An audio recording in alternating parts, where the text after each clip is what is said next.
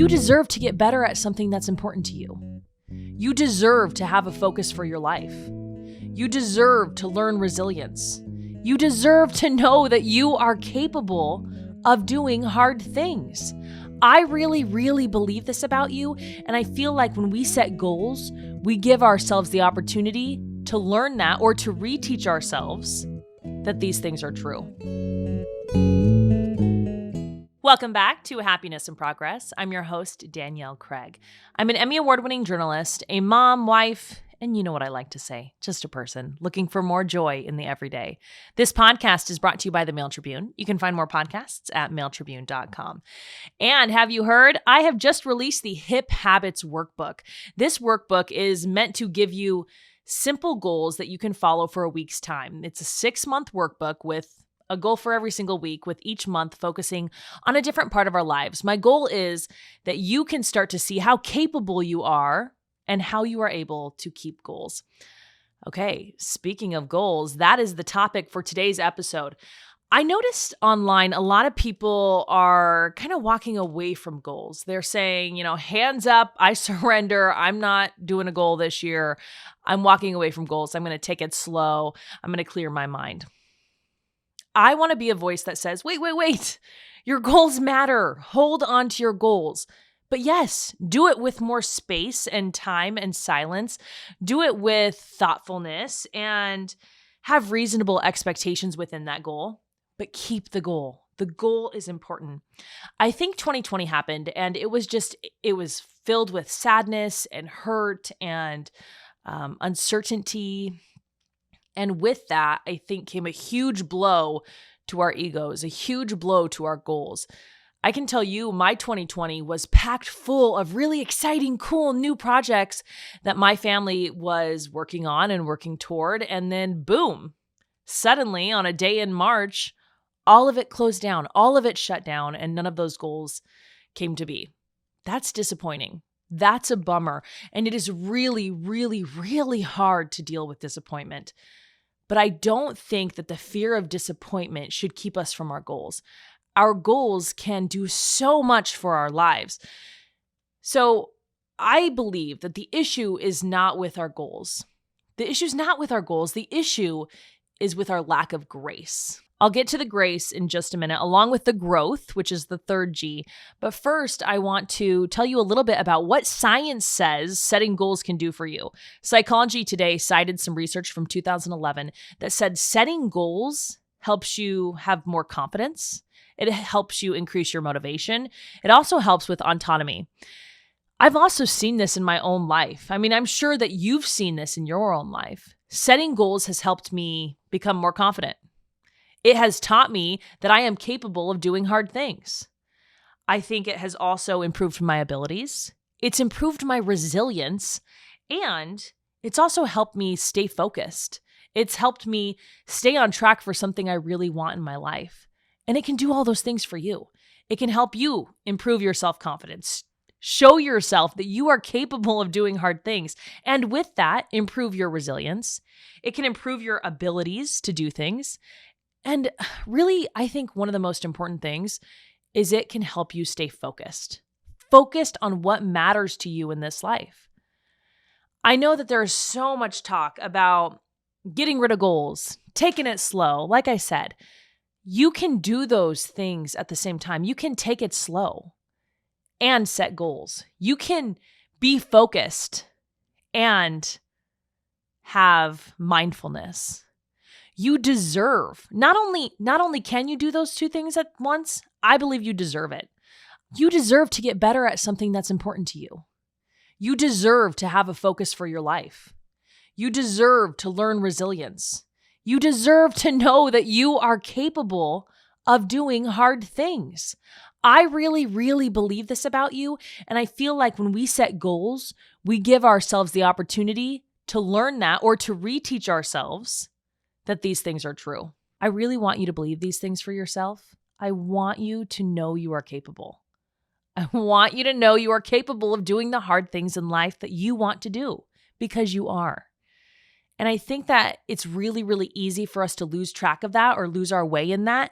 But all we need is the evidence. We just slowly need to pick up the evidence of, yes, I can do this. Yes, this is for me. Yes, I showed up for myself. Yes, I am a person who shows up for myself. As I said in the very beginning of this episode, the problem is not with the goals. The problem is with the lack of grace. Of course, when we set goals on outcomes, we're giving ourselves a chance to fail. Failure. I mean, it hurts to fail. And fail, I'm using the definition of not getting the thing we had hoped for, not getting the thing we wrote down as our goal, as the outcome of our goal. And I get it. It is not fun to fail. And there's a billion ways to do so. There's a billion ways that we missed the mark on our preferred outcome. We didn't lose the weight. We didn't make the softball team. We didn't get the raise. We didn't get pregnant. We didn't win the tournament. It feels terrible to lose. I have lost plenty of times. But I think the way to add grace to our goals is to start measuring growth. I know it's way harder to measure growth than outcome. Outcome's so easy. You just look at a scale and see how many pounds you've lost. Measuring the growth is harder. Seeing what you've become inside, seeing how you've built this incredible resilience, that's hard to measure.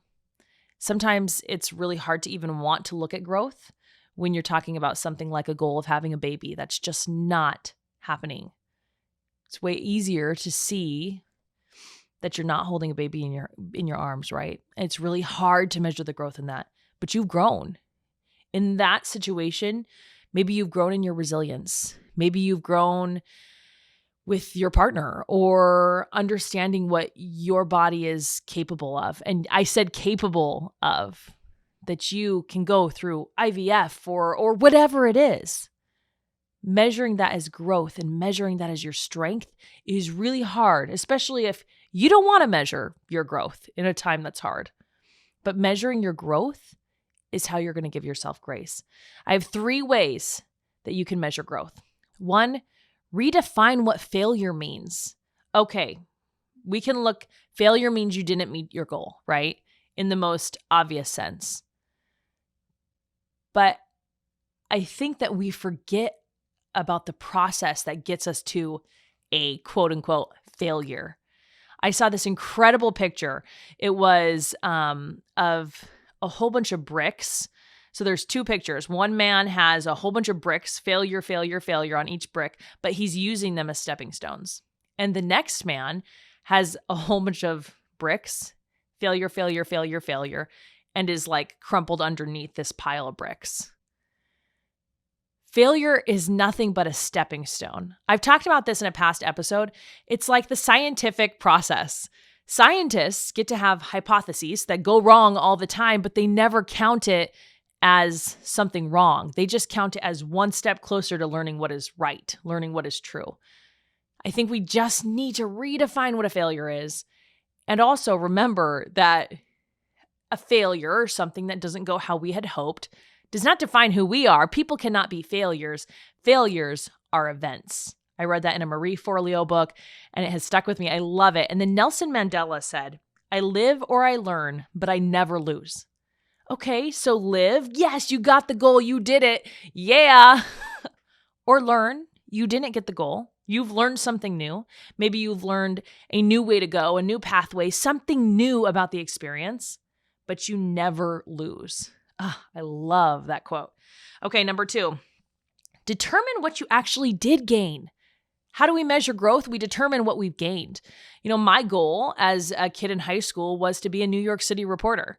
Never in my life have I been a New York City reporter. Would I consider my life a failure? Would I consider my career a failure? Of course not. Because what have I gained? Actually, one of my very first jobs, I had taken an apprenticeship at a radio station. And this was just the most crazy thing that happened because someone was leaving the station and they needed someone to fill it. And then they were choosing this freshman in college to fill this spot of reporting. And I was totally unqualified, but I actually had the audacity to think I don't know if I should take this reporting job because it's a radio reporting job and I want to be on TV. So almost instantly, I had determined in my mind that a radio reporting job would be a failure instead of a stepping stone to where I wanted to be. Through that job, I interviewed tons and tons of people. I learned how to interview people. I learned how to put stories together. I learned how to be on a live story and interview people in a very chaotic situation with a lot of reporters. I learned how to edit. You know what? I still use my audio editing skills for this podcast that I learned over a decade ago at a radio station that I thought was a step toward failure. I think that we're so fast to determine what is a failure and what is not that we don't even give ourselves a chance for growth. I took another job. 2 jobs later, I took a job producing TV news. And again, I asked myself, but is this a failure if I take this producing job behind the scenes when I want to be in front of the scenes? I can rattle off a whole bunch of skills that I learned behind the scenes that I wouldn't trade for anything. Was it a failure because it didn't go as planned? Was it a failure because I didn't have that TV job on camera right off the bat? Absolutely not. That would be asinine if I would ever say that that was a failure. I am sure that somewhere in your life, you can determine things that didn't go your way, but you had a whole bunch of growth and maybe even open new doors of opportunity to you. I think we really, really need to take a moment to measure what we've gained before we throw something out as a failure, throw something out as a goal that didn't happen. Even when I look at my goals from last year that didn't happen, what did happen? What did I gain? Did I gain resilience? Did I gain, a little bit of ability to think outside of the box? Did I gain time to make sure my plan was how I wanted it to be? I think we can always find something that we've gained, even in the harder things that aren't coming to pass that we're waiting for, things that we're waiting to happen. All right, the third way to measure growth is to realize which of your goals' outcomes are determined by another person or something that you have no handle of, some outside element. I listed a whole bunch of ways that we could fail earlier. I said, okay, we didn't lose the weight. We didn't make the softball team. We didn't get the raise. We didn't get pregnant and we didn't win the tournament. We are not actually 100% in control of any one of those outcomes. Losing the weight, there's a ton of different things that can occur inside of our bodies that can make that not work, right? Same thing with not getting pregnant. Not making the softball team. There's a coach who's making these calls. Not getting the raise. There's a boss who's making these calls. Not winning a tournament. There are a whole bunch of an umpire or whatever. I was thinking it's not a tournament, but for me, winning an Emmy, that outcome was out of my control. That was up to a whole bunch of judges. I think we have to release some of this obsession and tight clinging to outcomes to allow us to realize, again, the growth. We can't see the growth if we're so tied up in an outcome that somebody else has determined for us. When I was a freshman in high school, I tried out for dance team and I really, really, really wanted to make varsity. I guess I just felt like I would make varsity. I'd been dancing competitively. I felt like I was good enough to make varsity. I got JV. I was devastated. I cried and cried and cried the entire way home. But that outcome wasn't up to me. That outcome wasn't up to my mom. The outcome was up to the dance coach. And I was so focused on the outcome that I didn't give myself the chance to focus on the growth that occurred in my goal of wanting to be on varsity.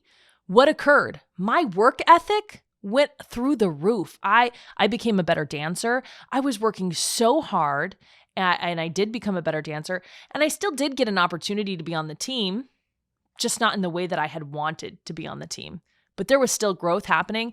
And when we just throw our hands up because the outcome isn't what we wanted, and again, we don't have 100% control of the outcome, we lose that sight of the growth that has occurred. So that's the third step, is realizing, having that understanding that we are not in control of outcomes. Not really, not most of the time.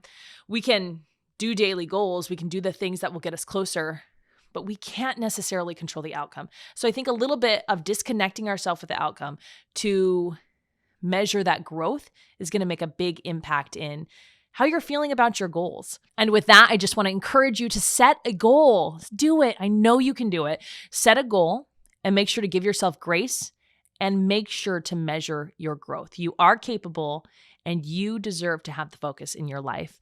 I want to leave you with that Nelson Mandela quote because it is my favorite. I either live or I learn, but I never lose. With that, I want to thank you for being here on Happiness and Progress. If you liked this episode, don't forget to subscribe. Coming up on Thursday, I have an incredible woman for you to hear from.